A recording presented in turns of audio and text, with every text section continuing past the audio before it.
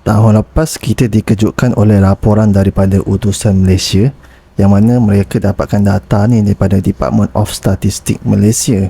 Lepasan SPM 2019, 70% daripada mereka tak nak sambung belajar. Manakala pada tahun 2020, 35% tak nak sambung belajar, turun dengan mendadak. Dan pada tahun 2021 pula naik balik, hampir 50% yang tak nak sambung belajar lepas SPM. Dan pada awal tahun ni pula ada satu kaji selidik dijalankan oleh UCSI, iaitu satu entiti swasta yang menjalankan kaji selidik lah terhadap lepasan SPM, kenapa mereka tak nak sambung belajar dan apa mereka nak jadi nanti. Faktor yang tertinggi kenapa pelajar lepasan SPM ni tak nak sambung belajar ialah disebabkan oleh faktor kewangan. Manakala dua prospek kerjaya yang mereka fikirkan untuk mereka buat kalau tak nak sambung belajar ialah pertama jadi influencer ataupun pempengaruh dalam bahasa Melayu, dan kedua jadi rider e-hailing. Tak kisahlah rider hantar barang ataupun hantar makanan ataupun hantar orang. Kaji selidik ni agak konsisten dengan satu kaji selidik lain yang telah diadakan dekat UK dan juga USA, yang mana kebanyakan daripada kanak-kanak dekat sana apabila ditanya cita-cita mereka hendak jadi YouTuber ataupun vlogger. Tetapi kaji selidik yang sama juga mendapati kalau buat dekat China, majoriti kanak-kanak di sana mereka lebih mahu jadi astronot ataupun jadi cikgu. Oleh itu dalam topik ni kita terbahagi kepada dua, orang yang nak sambung belajar dan orang yang tak nak sambung belajar lepas SPM. Pendapat peribadi saya lebih kepada kem yang mana sambung belajar lepas SPM. Sebab ialah hujah pertama saya, kalau betul tak ada duit, lepasan SPM boleh masuk ke dalam bidang TVET, iaitu bidang kemahiran, yang mana banyak institusi yang boleh menanggung kita. Dan pada saya, kalau betul nak jadi pempengaruh, nak jadi influencer,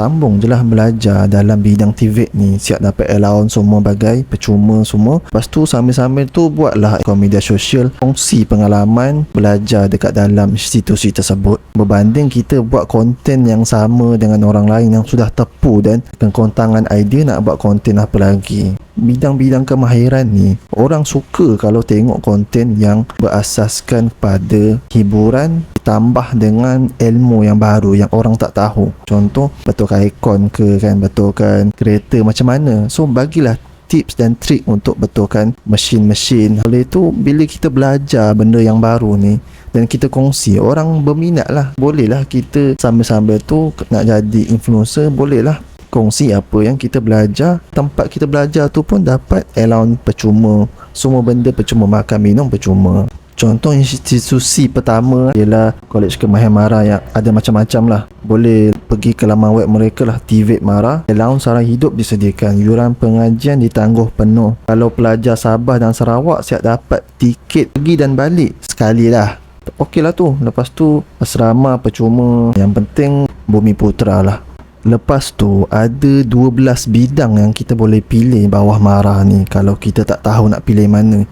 Institusi kedua yang saya tahu pula ialah Johor Skills. Pun ada program untuk lepasan sekolah. Kebaikannya setiap bulan dapat allowance RM600. Lepas tu disediakan kemudahan untuk tempat tinggal dan pengangkutan. Kalau tak minat kemahiran yang mengendalikan mesin apa semua, boleh sambung belajar dekat Institut Kraf Negara. Ada program diploma, ada program sijil yang mana kita belajar seni, contohnya pengeluaran batik, pengukiran kayu. Kemudahan dia ialah dapat allowance sara hidup, asrama, ada perlindungan insurans. Tak rugilah kalau masuk. Kalau fikir pasal kewangan ni tak perlu risau. Kalau MARA, dia punya kelemahan ialah orang warga negara Malaysia yang bukan Bumi Putra tak boleh masuk. Lepas tu kalau Johor Skill pula, kelemahan dia hanya ada satu, hanya ada dekat Johor. Lepas tu Institut Kraf Negara pula, dia cuma ada 3 cawangan, ada dekat KL, dekat Sabah, dekat Sarawak. Yang seterusnya iaitu Institut Latihan Perindustrian yang setahu saya ada dekat setiap negeri di Malaysia. Kelebihan dia ialah tak perlu pun untuk jadi Bumi Putra. Sesiapa sahaja asalkan warga negara Malaysia lepasan SPM boleh masuk belajar di sana, siap ditanggung makan minum, tempat tinggal dan juga dapat allowance percuma. Kalau kita tak nak sambung belajar dan nak jadi seorang pempengaruh atau influencer, ini bukan satu kerja yang mudah. Sebab kalau kita tengok dekat dalam media sosial ni, hanyalah beberapa peratus daripada ratusan ribu orang yang cuba untuk berjaya telah berjaya membuahkan hasil. Influencer ni banyak risikonya, tetapi kalau kita nak jadi influencer yang ada backup lain, contohnya macam Khairul Amin, ada bisnes dia juga, itu pada saya okey lah untuk kita mengurangkan risiko kalau kita kena beberapa risiko lain yang wujud dalam alam influencer ni. Contohnya ialah risiko kena cancel bila kita buat satu kesilapan, ataupun kesilapan tu kita buat jauh pada masa yang lampau, orang pun cari ataupun orang fitnah dan orang percaya, kita akan berisiko kena cancel, akan diboikot oleh netizen dan kita punya view pun jatuh, kita punya engagement jatuh, akhirnya kita punya profil media sosial tersebut tak membuahkan hasil seperti mana yang klien kita nakkan. Jadi bila klien pun tengok kita punya prestasi jatuh, mereka tak nak sambung kontrak dengan kita.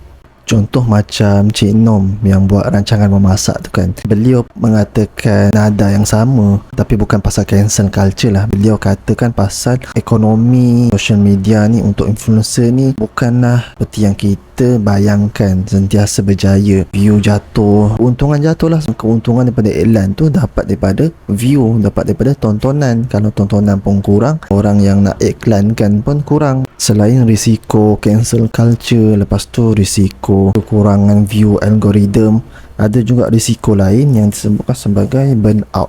Risiko kita terlalu letih untuk buat konten apa. Tu pun ada juga yang dialami oleh vlogger dekat Malaysia ni lah. Sebab dah tak tahu nak buat konten macam mana. Bila buat satu konten tu tak seperti yang kita harapkan, view kurang, lepas tu kita pun rasa betul-betul letih. Padahal kita dah cuba buat yang terbaik tapi orang tak nak tonton. Itu pun salah satunya risiko burnout, risiko keletihan. Dan yang terakhir ialah risiko akaun kita kena hack. Berlaku dekat dalam dan luar negara, macam channel berani buat dekat YouTube kena hack. Dan selain tu channel pasal teknologi, antara channel terbesar lah, iaitu namanya Linus Tech Tips, pernah kena hack, kemudian barulah dia dapat balik lah. Itu pun antara risiko yang bahaya kalau kita kena hack. Apa yang kita nak buat? Selain nak jadi influencer, belajar ni juga katanya nak jadi rider kan. Tapi risiko jadi rider ni pula tak ada keselamatan dari segi kejaya, tak dilindungi di bawah kata pekerja, tak dapatlah cuti tu, tak dapat kelebihan ni, tak dapat kelebihan tu. Kan ada satu isu bila mereka nak boykot tahun 2022 sebab katanya komisen tu semakin kurang, buat trip banyak-banyak tapi komisen semakin dikurangkan. Itulah risikonya bila tak kisahlah syarikat apa, ubah dia punya peraturan, dia punya terms and condition ikut suka hati dia. Sebabnya kita ni tak dilindungi, jadi kita terpaksalah hadapinya. Kita nak boykot pun kita terpaksa bergantung untuk jadi rider ni nak dapatkan duit. Rider ni kita nak cuti satu hari pun tak ada gaji satu hari itu. So nak tak nak terpaksalah kerja.